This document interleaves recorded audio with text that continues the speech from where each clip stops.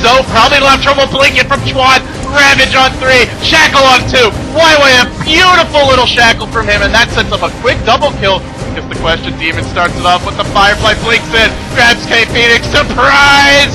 Does get chucked up before he BKBs. FC overextending. Here comes the AoE, but he's already gone down N9 in a...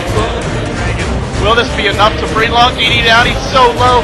Maybe should have saved the Flame Breath. Don't know if that last auto attack would have hit. And Tiny kills him with the splash of kill.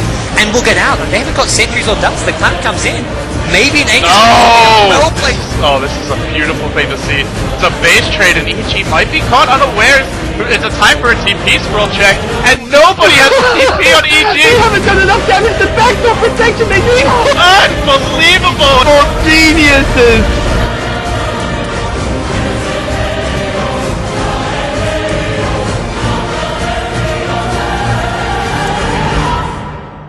Thousands of years of waiting, and yet no time to waste.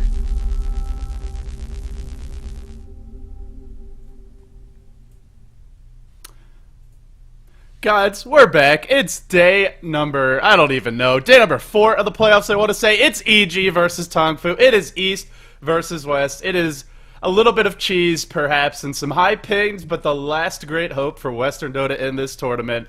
A lot of stuff to talk about. We saw just a few things there in the highlight trailer. EG didn't have the best record in this tournament, but boy, did they put together some entertaining games for the fans. Whether it was the Batrider bomb, or the smoke ganks of the throne, or the siege turret, the walking kind of siege cannon, Shadowfee with the naked divine rapier. So many things to talk about with this EG team, and Tongfu, a team who struggled a little bit in the group stages. Neither of these teams performed particularly well, but that doesn't matter now. It's playoff time, and anything can and will happen today, I imagine. How you doing, buddy?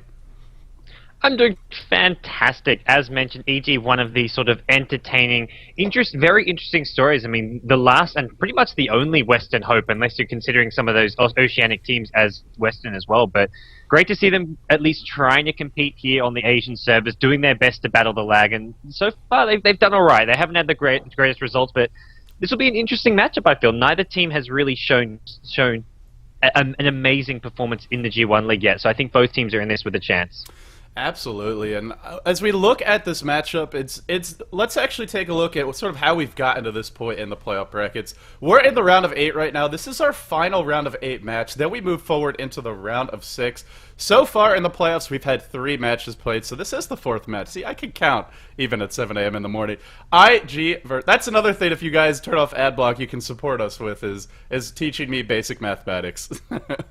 Sending me to school for that. But on a more serious note, IG versus Orange, our first match. IG took it to Epic Games. They move on into the LAN finals. The next round of 6 match between those top 4 teams was DK versus LGD. That one was a bit of a thriller. That one was back and forth. In the end, it was 2-1, and DK moved forward. We had our first round of 8 match yesterday. It was MUFC versus Flash in a bit of a one-sided stomp, I gotta say, and MUFC took it in a clean toe sweep. So now we're looking at Orange versus MUFC on the bottom of the bracket, playing in for one of those 2 remaining semifinal spots. We're here in the round of 8, Tongfu versus EG, and whoever wins this has a stiff challenge ahead of them. They have to go up against LGD.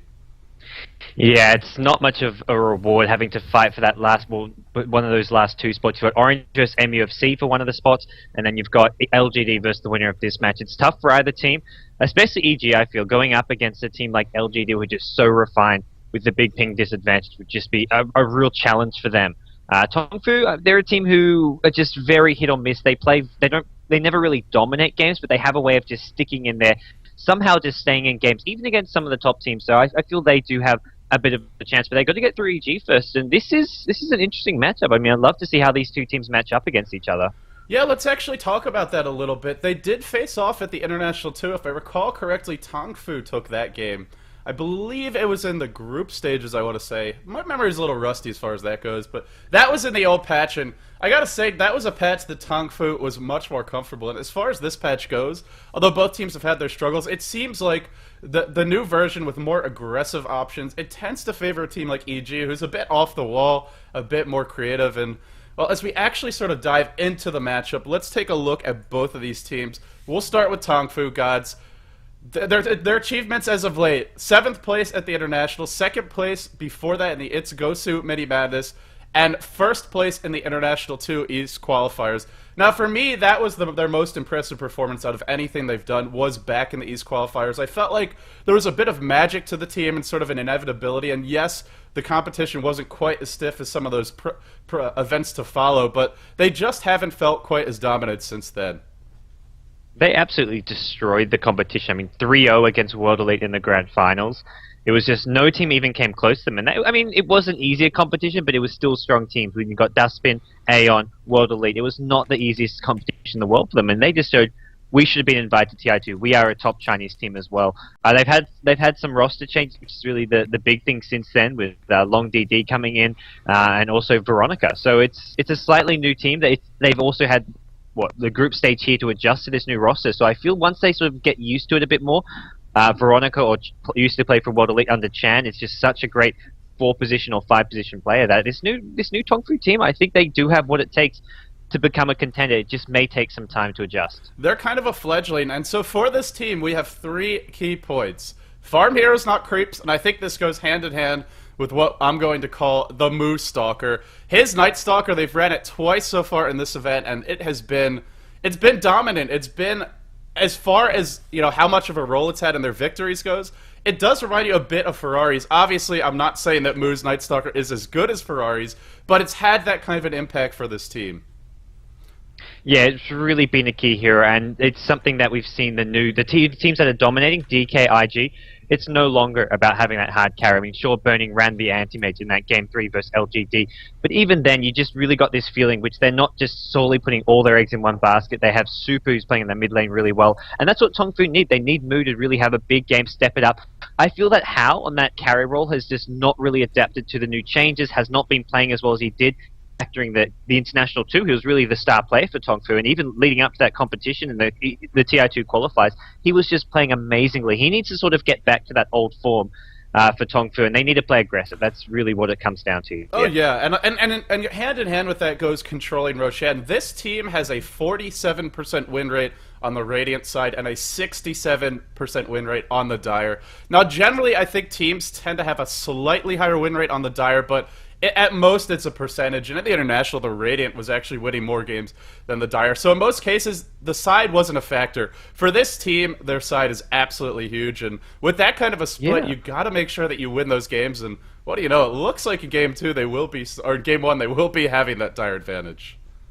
Yeah, for Tongfu, I feel they just don't have a really strong early game team. They don't dominate the laning stage. They often go into those long, drawn-out mid to late game battles where Roshan can just have such a big impact, which is reflected. Their playstyle is reflected in the fact that they win more on the Dire side. It's an important factor for them.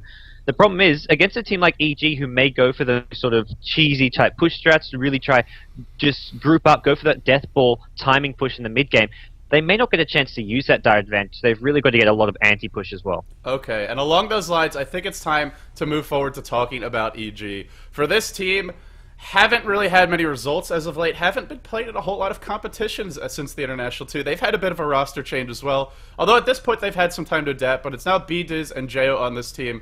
And their last sort of real impressive performance, I guess, was back in the Joint Dota Masters Special Edition, heading into the International 2 when they placed second. As far as key points for EG, we have Push Early and Often, Shadow of the Bat, and Extra Cheese, Please. Now, I want to talk about the Shadow of the Bat. I think Demon's Batrider is the highest impact hero-player combination on this team, and it's not even close. For me, when they win games, when we see them do the Triple Midas or the Nakes Bombs, all the other stuff is icing on the cake. Sort of the driving force and the engine behind why they're winning those games is Demon's Batrider getting an early Blink Dagger and making things happen around the map, creating pressure similar to how the Night Stalker can for a team like Tongfu, and opening up the rest of the map.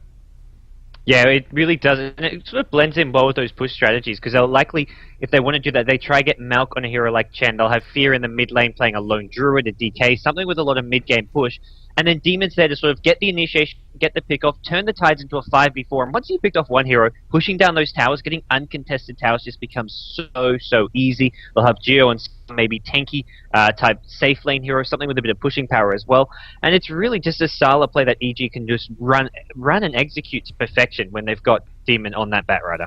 I completely agree, and, well, I made the point, so of course I do. But our final key point for this game is extra cheese, please. Now, I think this is generally how EG plays anyway, whether it's the triple Midas, the Nakes bombs, into the Bat Rider, the Night Strat. It doesn't matter. They're always doing something, even if it's just a lot of early game push. It's normally, it's not quite at the level where you'd call it full-on cheese, but it's got some cheesy elements to it in how they generally win games against better teams. And, well, GoDz, they're playing with some serious delay. Everyone knows that. Nobody is going to be making excuses on that because of that, but when you play with this kind of delay, sometimes what you need is just a little bit of cheese. Absolutely, I do love my cheese. Blue cheese, cheddar cheese, Gouda cheese, any and all forms. That's what EG need. They're gonna have to try come up with the right one against a team like Tongfu. And I've got to say, I mean, if they catch Tongfu by surprise, they have what it takes to cause some upsets here. I feel just if Tongfu aren't in their element, if they make a few too many early game slip-ups and give EG some sort of a lead here, it can quickly turn around and EG can maybe just somehow at least take one game, maybe even two off them. Yeah, anything can happen. I feel these teams are very evenly matched, and it's going to come down to this first game to sort of set the pace, set the tone for the series. With that being said, the game is getting started, so we're going to run a quick trailer, and then this game will be underway.